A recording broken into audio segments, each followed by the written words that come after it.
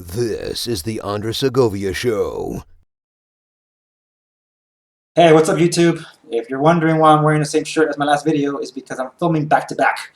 And while I have a little bit of time, because it's just been crazy lately as essential workers are being overworked. So it's been crazy. I've had to deal with a stress-induced migraine for over a week. It's kind of subsided now, so thank God for that. And I'm getting past it, but that's what I've been dealing with. It's been crazy.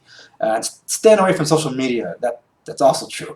You got to build a thick skin and just try to stay away from things, but sometimes the only place to get information and to spread the word is on the very thing you're trying to avoid. So, yeah, it's a little nutty, but do what you can. Anyway, I wanted to express my thoughts while I'm pouring a cup of water from my hydro flask bottle onto my American-made Black Rifle coffee mug.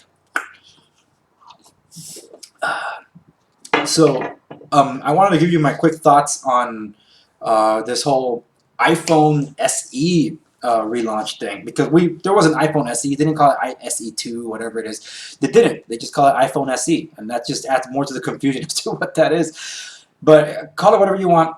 Call it the poor man's iPhone. Call it the bargain bin or spare parts bin iPhone. Dude, I hope this does for the industry what everybody was hoping the Pixel 3a was going to do to the industry, because the 3a really set the bar with its photography and just photo processing and software support for $399. That was huge, and now it's $299, and with the 4a over the horizon for Android. OnePlus, which was the flagship killer, is now at flagship prices, and I question some of their claims, even though they say they're certified. But still, I have my concerns with them as a company, but I think they offer a fantastic product. I just never been one to jump on OnePlus, because up until generation or two ago, they didn't work on Verizon, and I prefer the service over the phone, because what's the point of having a good phone if the service sucks? It's like having a Ferrari, you can't drive the thing. So like, what's the point? I have roads. I want something I could use on the roads. So the iPhone. For those of you that know, I am carrying the iPhone XR, and I've been pretty impressed by what the photography processing this thing can do. I gotta give credit to where credit's due. Well, what about what this phone will do now to the industry? Because, dude, uh, yeah, look what iPhone X did. It pushed the industry into thinking, hey, we could charge $1,000 too. If people are willing to pay $1,000 for the same iPhone just because it looks different, for something that hasn't really changed at all since 2007, yeah, let's just all charge $1,000 or more. Now we're reaching 2,000, 2,700 plus for some phones. Man, that's crazy, folks. That's absolutely crazy compared to a computer.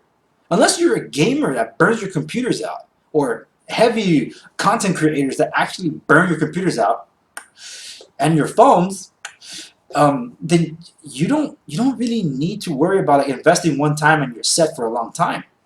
But really, a phone, if you're just really going to do it for social media stuff, then my goodness, you're wasting too much money on a phone. Um, and as for me, I rely on communication. Communication is key.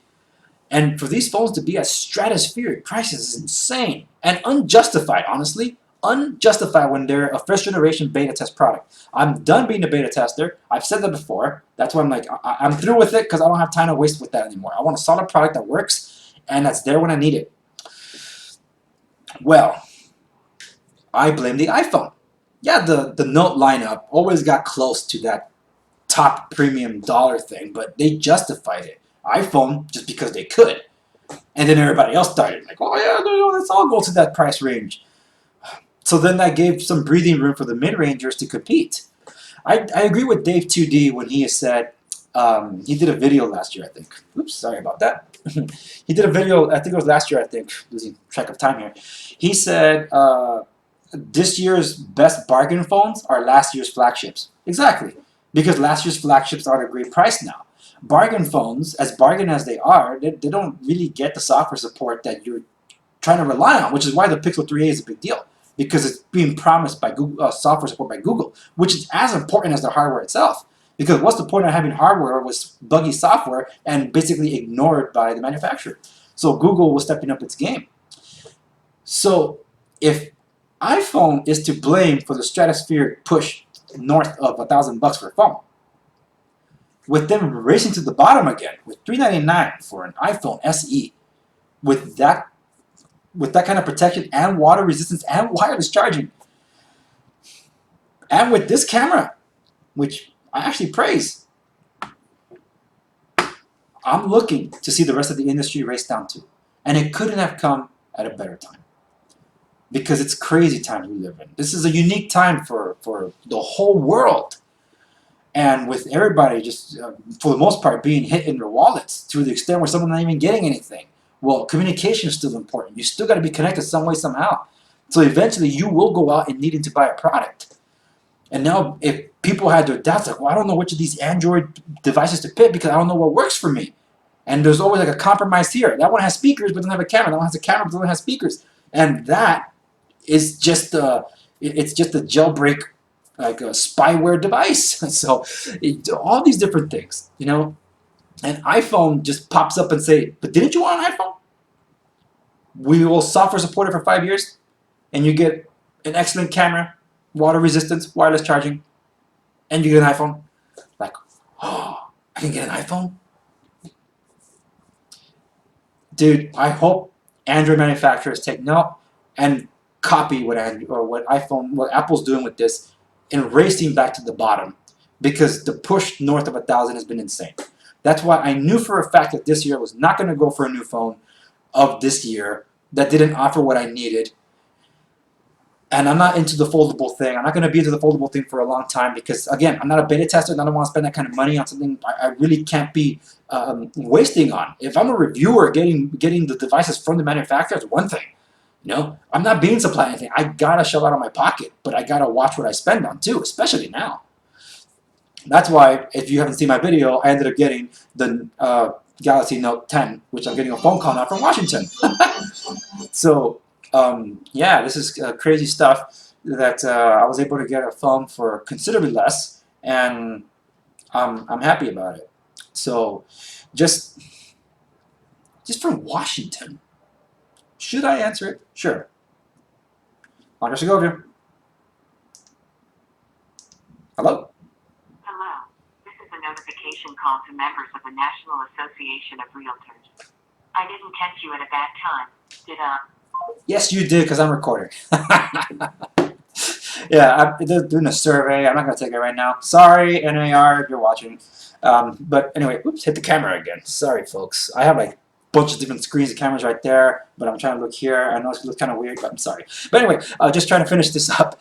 I am actually proud of what Apple's doing in this case to try to shake up the industry, because Android invented wireless charging God knows how long ago. I don't want to say Android, but Android and even Blackberries had wireless charging way before iPhones did. But when iPhone did it, the industry changed. Oh my gosh, did you see that? It's like they put stereo recording finally on their video recording. Oh my gosh, did you see that? You can do stereo recording on iPhone now? It's like, dude, welcome to 2012, whatever it was.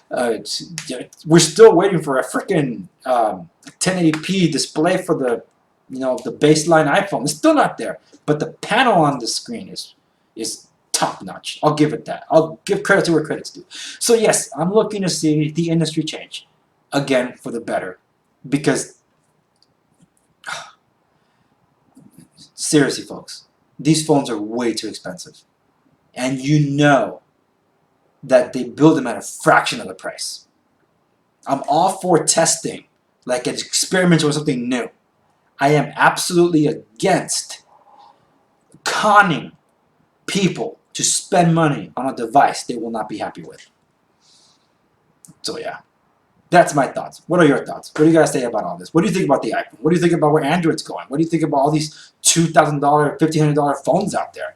Are you one of those that are going out to spend it? Or are you one of those among my audience that are still holding on to BlackBerry 10 device and trying to stretch out the life of that? A phone that hasn't seen a new phone in like 6 to 7 years. More power to you, man. It's awesome. Anyway, that's it for this one. Thanks so much for watching, and I'll see you on the next one.